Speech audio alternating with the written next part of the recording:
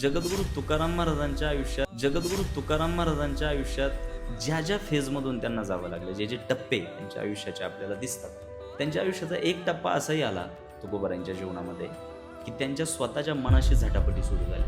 अनेक वेळा देवाजवळ तुकोबारायांनी स्वतःची दिविधा मनस्थिती बोलून दाखवलेली की मला भजन करायचंय, मला केवळ तुझ्यावर प्रेम करायचंय, मला तुझ्या सानिध्यात राहायचंय, मला संपूर्ण आयुष्य हा जन्म तुझ्या पायावर व्हायचा आहे, पण काय करू, हे मन अधूनमधून मला भलतीकडे नेते. ही कुणाची विवंचना आहे? संत तुकाराम. तुम्ही आणि काय त्याच्या पुढं?